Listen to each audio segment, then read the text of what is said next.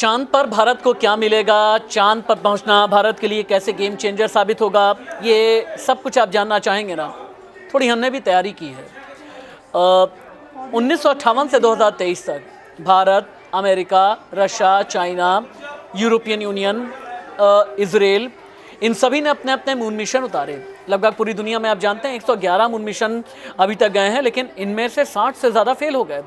चांद पर पानी है, चांद के दक्षिणी ध्रुव पर जो क्रेटर्स हैं वहाँ पर पानी है, ऐसा कहा जा रहा है। लेकिन चांद की सतह पर उतरना बहुत बड़ी कठिनाई है। कठिनाई के सामने 4 चैलेंजेस आते हैं। पहला दूरी, दूसरा वायुमंडल, तीसरा ग्रेविटी और चौथा वर्टिकल लैंडिंग। वर्टिकल लैंडिंग यानी बिल्कुल ठीक इस तरह से लैंड करना। इसके आगे बहुत बार विज्ञान फेल हो जाता है, बहुत बार एल्गोरिदम फेल हो जाता है। एल्गोरिदम का मतलब ये होता है कि जिस प्रोग्रामिंग के ज़रिए कोई चंद्रयान या कोई मून मिशन भेजा जाता है। अब चांद पर क्यों, आपका ये सवाल है ना।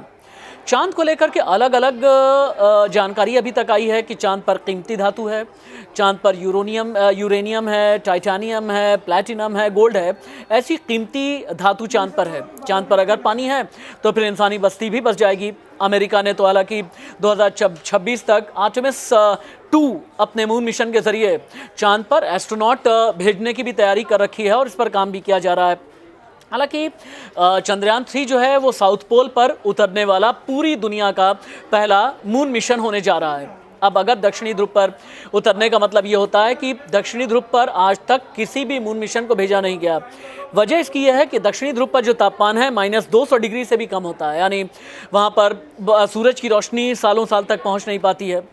और उससे भी बड़ी बात यह है कि चांद पर 14 दिन रात और 14 दिन का दिन, इस लिहाज से भी कई अलग अलग चैलेंजेस हैं, चुनौतियां हैं। लेकिन आपके जहन में हमेशा एक सवाल होता है ना कि चांद पर प्लॉट ले लेंगे क्या, चांद को फतेह करने के बाद क्या वहाँ पर फ्लैट बना लेंगे क्या।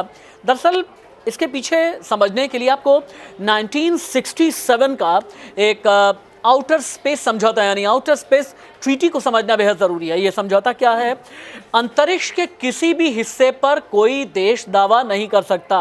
अब वो मंगल है, वो चांद है, अंतरिक्ष में कहीं पर भी दावा नहीं किया जा सकता, पृथ्वी को छोड़ करके कोई भी ग्रह है वहाँ पर, ये ट्रीटी कहती है। लेकिन हाँ, इस ट्रीटी पर कई बड़े बड़े देशों ने साइन अभी तक नहीं किया है। एक और बात है, क्या है ना कि फ़र्ज़ कीजिए ये चांद है और ये मंगलयान है, मंगल ग्रह है।